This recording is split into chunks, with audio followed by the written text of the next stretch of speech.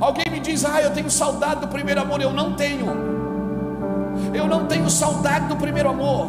Ou você traz ele com você, ou você vai ter que estar toda hora buscando ele em algum lugar que você substituiu por alguma coisa. Não, mantenha esse fogo aceso, irmão. Esse fogo contínuo de sacrifício diário representava o arrependimento, a devoção da nação. Amém? Esse fogo que está lá em Hebreus capítulo 12, versículo 28 e 29, diz que o Senhor é um fogo consumidor. Diz que o Senhor está abalando o que pode ser abalado, para que o inabalável permaneça. E como que o Senhor abala? Queimando, irmãos. Porque quando você começa a queimar tudo perto de você. Toda impureza começa a queimar. Amém? Ele não brigou com os três, porque os três não tiveram uma revelação de quem Jesus era. Quem teve foi Pedro. Então, às vezes você fica: por que Deus cobra mais de mim do que de outros? Na realidade Deus não cobra. É porque as demandas do céu são para os íntimos. As exigências de Deus são para os íntimos. Deus não entregou a chave para Tiago, Deus não entregou a chave para João. Ele entregou a chave, sabe para quem? Para Pedro. Por isso que ele chegou lá e disse: Pedro, você não pode dormir não, cara. Mas ele está dormindo também, olha ali, ó. Mas eles não tiveram a revelação que você teve. Por isso, quanto mais revelação você tem, mais responsável você se torna. Quanto mais você sabe de Cristo, mais responsável você é.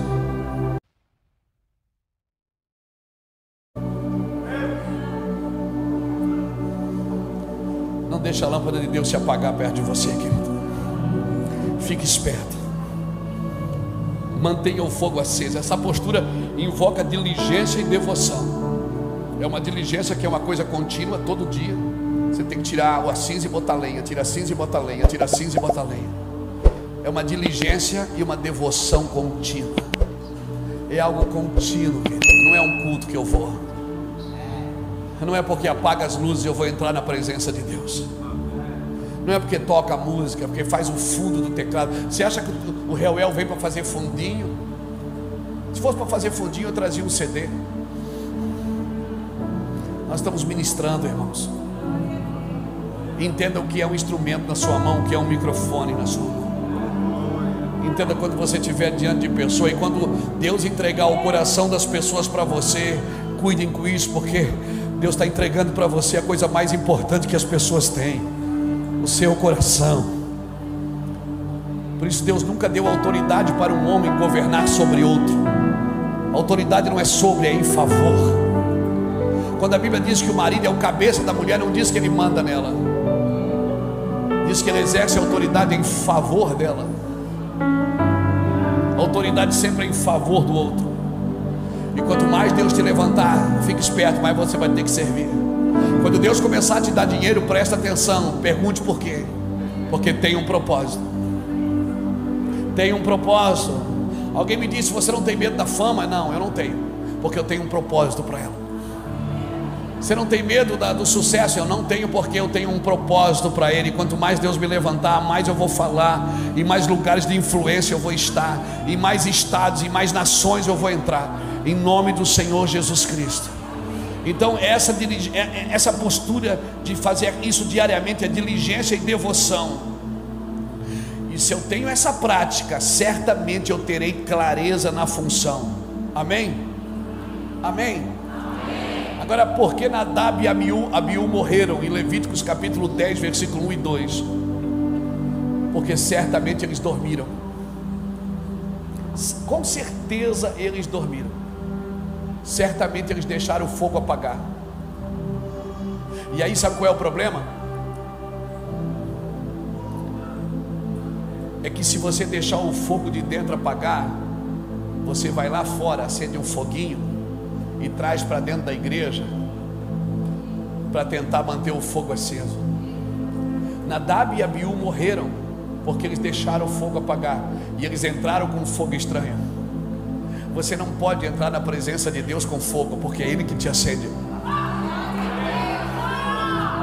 Você não pode produzir o que você foi chamado para atrair. Você pode ter formas, Você pode ter música do fogo, você pode apagar as luzes para que o fogo venha. Você pode acender luz, você pode trazer pessoas que têm fogo, mas o fogo sempre é de dentro para fora, nunca vai ser de fora para dentro. Você pode usar formas, usar meios. Eu já corri atrás de incêndio. Falava, lá tem avivamento, eu ia. Lá tem avivamento, eu ia. Até que um dia o Senhor disse: o fogo que você busca está dentro de você. Vá para a sua casa, entra no teu quarto, e eu vou te acender. Não corra mais atrás de incêndio, seja um incendiário você. Quando você perceber que o fogo, alguém me pediu esse dia: pastor, ora por mim, transfere a unção. Eu dei meu lenço para ele. O que foi? Eu disse: chore.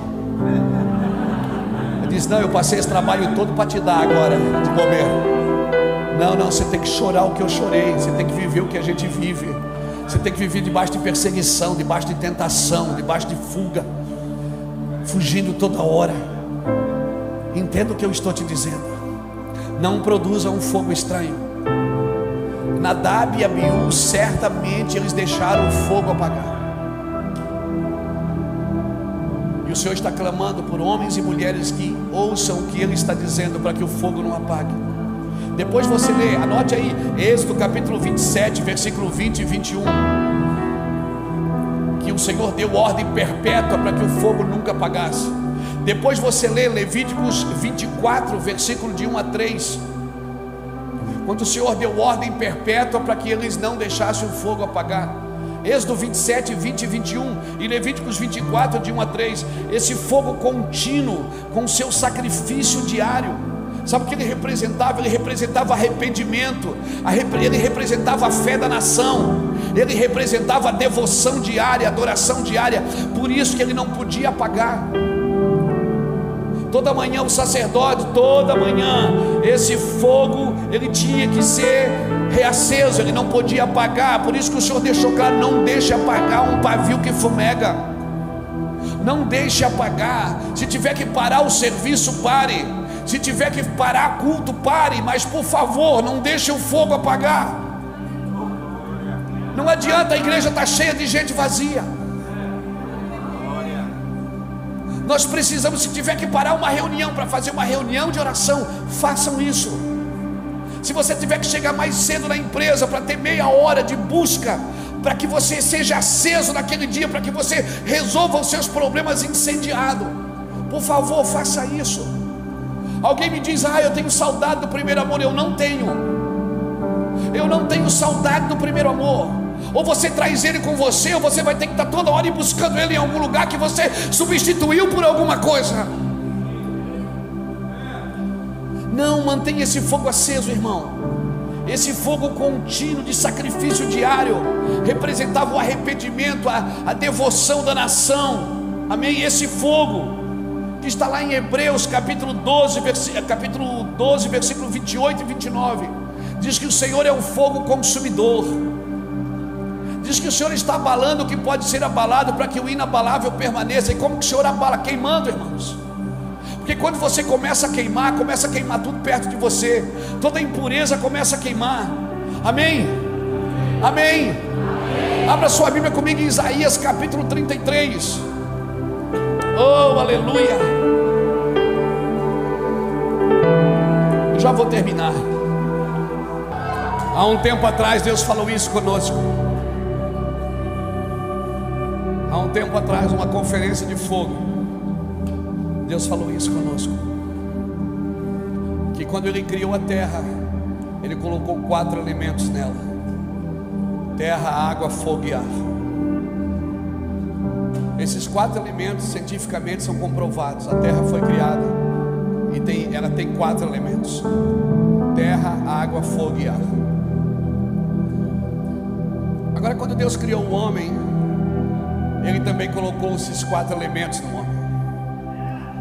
O homem é feito da terra. Deus soprou ar. É comprovado que 68% do organismo humano é água. Só faltava o fogo. E aí apareceu João Batista dizendo: olha, eu vos batizo com água, mas após mim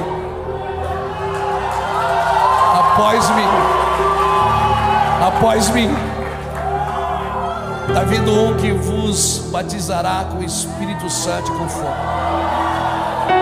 Por isso a terra, ela só responde à profecia de um profeta que carrega os 4 elementos. Por isso que você às vezes diz, mas por que eu falo e não acontece? A terra precisa reconhecer que os 4 elementos estão em você. Por isso que Jesus disse, eu vim trazer fogo, e eu gostaria que vocês já estivessem incendiados. Leia Lucas capítulo 12. Nós já vamos em Isaías 33, leia ali Lucas capítulo 12. Deixa Isaías 33 marcado, eu já volto aqui. É Lucas 12 mesmo, Jesus? Não é.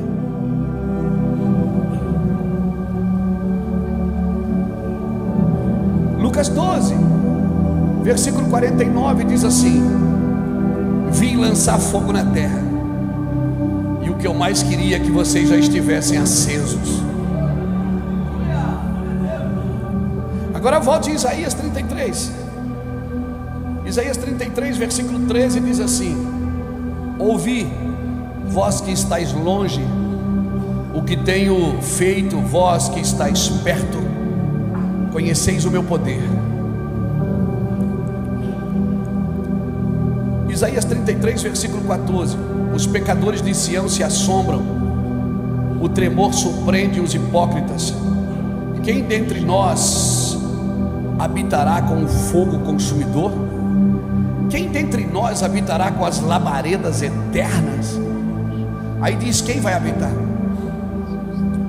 O que anda em justiça, e o que fala com retidão, que arremessa para longe de si o ganho da opressão, e que sacode as suas mãos para todo suborno, que tapa os seus ouvidos para não ouvir falar de sangue, e fecha os olhos para não ver o mal. Este habitará nas alturas, e as fortalezas das rochas serão o seu alto refúgio. O seu pão lhe será dado, e as suas águas serão certas. Os teus olhos verão o rei na sua formosura, e verão a terra que está longe. Quem habitará no fogo eterno? Por favor, não deixe a lâmpada apagar perto de você. Quando você perceber, verdade, isso acontece com a gente direto. De vez em quando dá uma doida na gente, e eu digo, olha, eu vou ficar em casa. Desmarco tudo. Eu percebo que a glória não é mais a mesma. Eu percebo que eu entrei no automático. Eu percebo que eu só viajo, prego, vendo um livro e venho embora. Eu percebo que as coisas estão se tornando chatas. Eu tenho que parar e refazer tudo de novo. Irmãos, não deixe a lâmpada se apagar. Deus está procurando pessoas que ouçam o que Ele está dizendo. Parem as suas atividades, se for preciso, um pouco, diminua o passo. Esses habitarão no fogo eterno de Deus, e esse é o comportamento de quem habita no fogo eterno. Sabe, no judaísmo os rabinos enfatizam o significado desse fogo, que é um fogo alimentador que vence as trevas, que simboliza a vitória do homem sobre suas paixões. O fogo consumidor, o homem que vive no fogo consumidor, ele vai ter vitória sobre as suas paixões. Vai ter vitória sobre as suas paixões. Todos nós, irmãos, todo mundo que está nessa sala, quem está assistindo por internet, quem vai assistir os vídeos depois, todo mundo tem uma mazela na vida. Todo mundo tem os seus fantasmas e as suas mazelas. Mas quando você vive no fogo de Cristo, o fogo vai consumir as paixões que não são de Deus. Vai consumir você e vai tornar você mais purificado para o Senhor. A cada manhã o sacerdote colocava a lenha no altar. Esse termo, irmão, a cada manhã, fala de um renovo que rompe das trevas. À noite, amanhece, ele vai lá e renova. O choro pode durar uma noite, mas a alegria ela sempre vem pela manhã. Ninguém vai viver na presença de Deus sem fogo, irmão. Sem fogo você é um crente emocional. Sem fogo você é um crente pedinte. Você está na fila dos pedintes, não na fila dos intercessores. Sem fogo você está sempre reclamando e frustrado de coisas que Deus não te deu. Esse fogo era para lembrar quando Deus falou com Moisés na sarça. Por isso que eles mantinham o fogo aceso, para lembrar quando Deus deu início, apertou o start, deu início da libertação do povo do Egito. Esse fogo apontava para uma coisa que Deus fez primeiro, falava de um começo. Amém? Amém, irmãos? Então, por favor, não deixe o fogo apagar. Lembra quando Jesus foi para a cruz? Ele levou 3 discípulos para dormir com ele, não, para orar com ele. E os 3 dormiram. Você lembra? Você lembra, tá? Depois você lê Mateus 26, versículo 40, 41. Jesus chega, os 3 estão dormindo. E ele chega, e ele não briga com os 3. Ele olha para Pedro e diz: Pedro. Mas tinha 3 dormindo. Mas ele brigou, foi com Pedro. Por quê? Porque Pedro, há dias atrás, tinha tido uma revelação de quem Jesus era. Ele disse: Tu és o Cristo, o Filho de Deus vivo. E o Senhor disse: Tu és Pedro, e eu te darei uma chave, que o que tu ligares na terra terá sido ligado no céu. Porque não é a terra que liga o céu. O que Deus manda você ligar na terra, porque Ele já ligou no céu. Ele não brigou com os 3 porque os 3 não tiveram uma revelação de quem Jesus era. Quem teve foi Pedro. Então, às vezes você fica: por que Deus cobra mais de mim do que de outros? Na realidade Deus não cobra. É porque as demandas do céu são para os íntimos. As exigências de Deus são para os íntimos. Deus não entregou a chave para Tiago. Deus não entregou a chave para João. Ele entregou a chave, sabe para quem? Para Pedro. Por isso que ele chegou lá e disse: Pedro, você não pode dormir não, cara. Mas ele está dormindo também, olha ali, ó. Mas eles não tiveram a revelação que você teve. Por isso, quanto mais revelação você tem, mais responsável você se torna. Quanto mais você sabe de Cristo, mais responsável você é. As demandas dos céus são para os íntimos. As exigências de Deus são para os íntimos. Deus não exige nada de crente que não é devoto, de crente que não é compromissado, de crente que é irresponsável. Essas pessoas Deus não exige delas.